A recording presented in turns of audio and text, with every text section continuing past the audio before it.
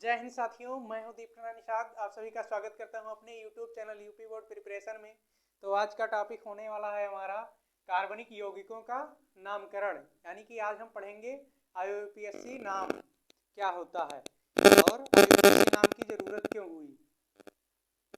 तो सबसे पहले हम देखेंगे कि जब शुरुआत हुई रसायन विज्ञान की, तो शुरुआत में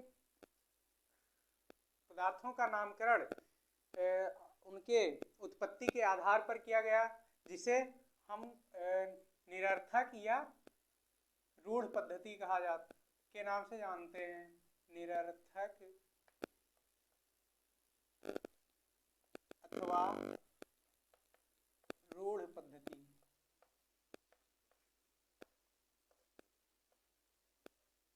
निरर्थक अथवा रूढ़ पद्धति क्या है? इसमें निरर्थक पद्धति में यौगिकों का नामकरण उनके उत्पत्ति के आधार पर किया जाता था। उनकी उत्पत्ति कहाँ से हुआ है और किस बेस पर हुआ है, उसी बेस पे उनका नामकरण किया जाता था। जैसे जिसे निरर्थक या रूढ़ पद्धति कहा जाता है। और हम यहाँ पे कुछ एग्जाम्पल अभी आपको करवाने वाले हैं। जैसे देखा जाए, जैसे में पहला है हमारा, जैसे दलदल से निकलने वाली गैस को इन्होंने मार्स गैस कहा गया। जैसे दलदल को लैटिन भाषा में मार्स कहा जाता है। दलदल से, दलदल स्थान से प्राप्त है। जैसे दलदल है तो वहाँ पे मार्स गैस इसलिए कहा गया क्योंकि वहाँ पे जो दलदल है, लैटिन भाषा में दलदल को मार्स कहा जाता है, मार्स नाम से जाना जाता है। तो वहाँ से उत्पन्न गैस को क्या कहा गया? मार्स गैस कहा गया। मार्स गैस, जिसे आप मीथेन गैस के नाम से जानते हैं। मीथेन का सूत्र होता है CH4। इसे क्या कहा जाता है? मीथेन। मीथेन गैस के नाम से आप इसे जानते हैं। इसी प्रकार से और देखा जाए तो जैसे लाल चींटी है, लाल चींटी का नाम, लाल चींटी से, लाल चींटी को लैटिन भाषा में फार्मिका कहा जाता है। मतलब इसका जो लैटिन नाम है लाल चींटी का, उसे फार्मिका कहा जाता है। फार्मिका से जो सब्सटेंस निकला या जो पदार्थ प्राप्त किया गया, उसे कहा गया फार्मिक एसिड। क्योंकि टेस्ट में इसका टेस्ट एसिड जैसा था, इसलिए। और उत्पत्ति इसकी लाल चींटी से हुई है, यानी कि लाल चींटी से ये प्राप्त हुआ सबसे पहले। तो वहाँ फार्मिक अम्ल इसे कहा गया। फार्मिक अम्ल, फार्मिक एसिड। इसका केमिकल फार्मूला होता है HCOOH। इसी प्रकार से अगर दूसरा एग्जाम्पल और देखें हम, तो इसी प्रकार से है वुड स्प्रिट। वुड स्प्रिट आपने सुना होगा या जाना होगा, पढ़ा होगा। वुड स्प्रिट के नाम से प्रसिद्ध है हमारा CH3OH, यानी कि मेथिल अल्कोहल को वुड स्प्रिट के नाम से भी जाना जाता है। बिकॉज लकड़ी के आसवन से प्राप्त किया गया था इसे। आसवन का मतलब क्या होता है? लकड़ी का जो बुरादा होता है उसे उबाला गया, भंजक आसवन किया गया, यानी कि तो उससे जो सब्सटेंस निकला या पदार्थ प्राप्त हुआ, उसे वुड स्प्रिट कहा गया। कास्ट स्प्रिट अथवा देखेंगे तो यहाँ पे वुड स्प्रिट,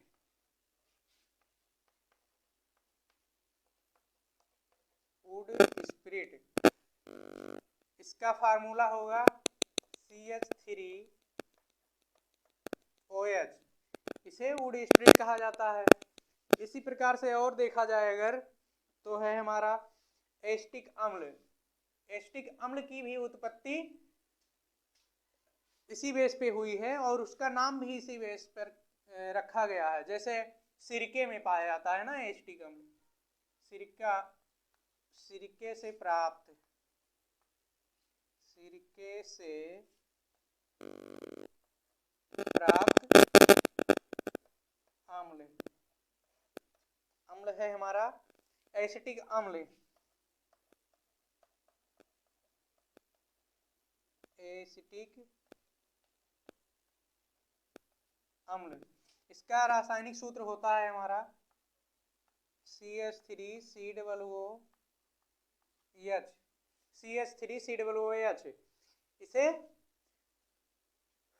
इसे क्या कहा जाता है? एसिटिक अम्ल कहा जाता है। ये कहाँ से प्राप्त हुआ? सिरके से प्राप्त हुआ।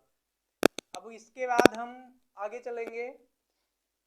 अब आता है बात कि जो निरर्थक पद्धति था ये पूर्ण होता है यहीं पे। अब इसके बाद हम देखेंगे जेनेवा पद्धति। जेनेवा पद्धति अथवा क्या कहते हैं उसे? IUPAC नेम पद्धति।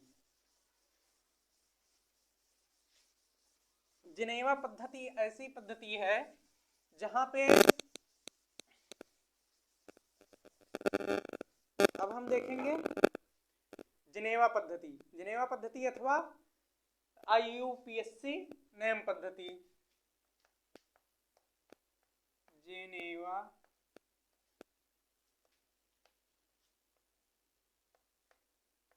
पद्धति अथवा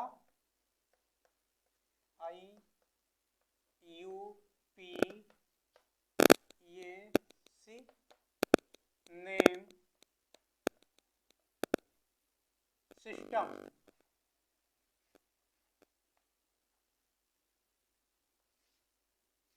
IUPAC नेम सिस्टम। तो सबसे पहले हम IUPAC का फुल फॉर्म जान लेते हैं, बिकॉज कोई आपसे पूछ सकता है IUPAC नाम का फुल फॉर्म बताइए, तो आप क्या बताएंगे अगर जानेंगे नहीं तो सबसे पहले हम इसका फुल फॉर्म देखेंगे। आई फॉर होता है हमारा international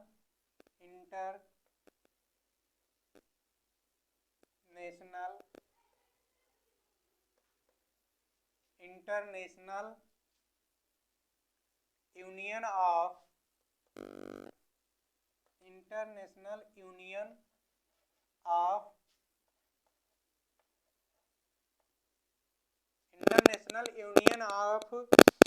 pure and applied chemistry. International union of pure and applied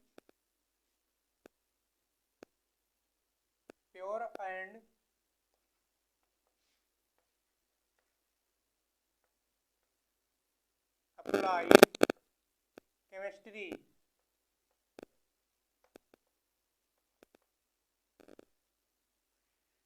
तो IUPAC का फुल फॉर्म क्या होगा? International, I for international union of pure and applied chemistry. ये होता है हमारा IUPAC नाम का फुल फॉर्म। अब इसके बाद हम देखेंगे, सबसे पहले आता है हमारा एल्केनो का IUPAC नाम। एल्केनो का हम पढ़ेंगे पहले।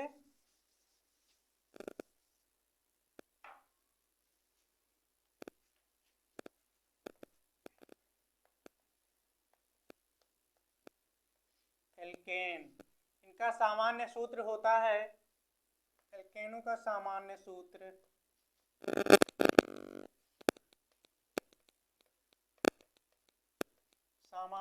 बराबर क्या हो जाएगा? CnH2n+2।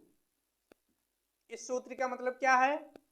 यह सूत्र यह दर्शाता है कि जो केमिकल फार्मूला होगा या जो यौगिक होगा, कंपाउंड होगा, वो इस फार्मूले को, जो यौगिक फार्मूले को फॉलो करेगा वही एल्केन होगा। जैसे हम यहाँ पर देख लेते हैं, सबसे पहले अगर देखा जाए तो एल्केन में सबसे पहले आएगा मेथेन है, एथेन है, प्रोपेन है, ब्यूटेन है, ये सभी क्या है? एल्केन है। और इनका सफिक्स हम देख लेते हैं, अनुलग्न और पूर्वलग्न क्या होगा इसमें? अनुलग्न इसका होगा, नाम बनाते समय इसका ध्यान रखना है, बेहद ध्यान रखना है। अनुलग्न लगेगा इसमें एन,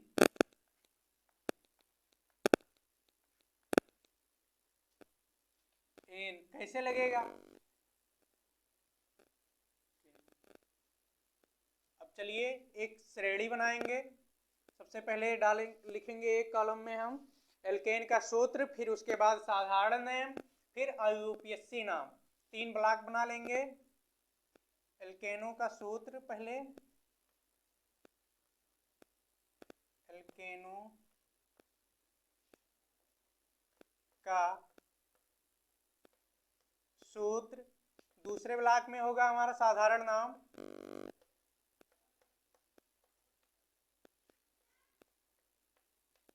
तो सबसे पहले होगा, एक ब्लॉक होगा एल्केनों का सूत्र, दूसरा ब्लॉक होगा हमारा साधारण नाम का, फिर तीसरा ब्लॉक होगा IUPAC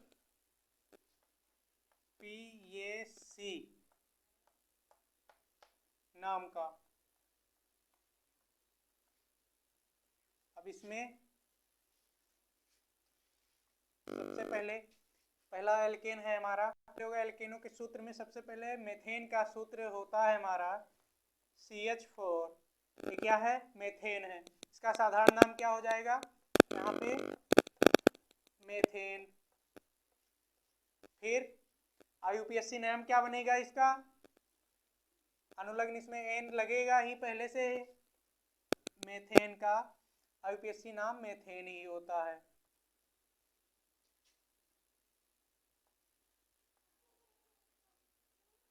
मेथेन। उसके बाद आता है हमारा C2H6, अगला एल्केन है। इसका रासायनिक नाम वो साधारण नाम क्या है? एथेन। जो एल्केन है लगभग उनका साधारण नाम जो होता है वही हमारा IUPAC नाम है।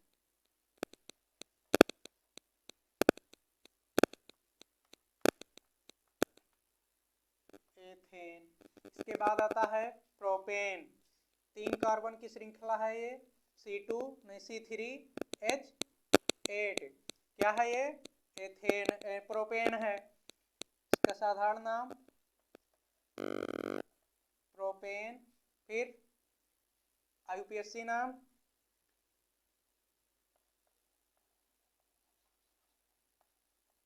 प्रोपेन।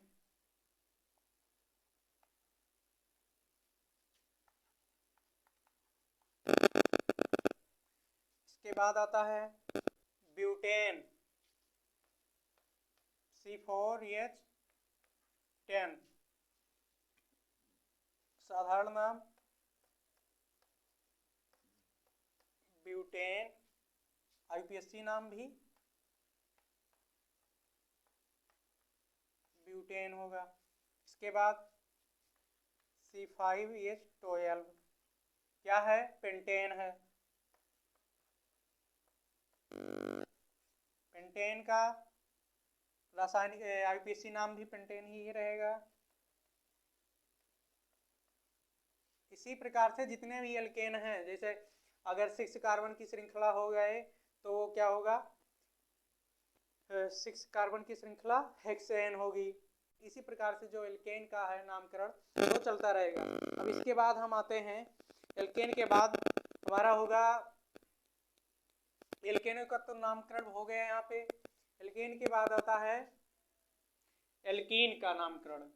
अब हम एल्कीन का नाम IUPAC नाम पढ़ेंगे यहाँ पे।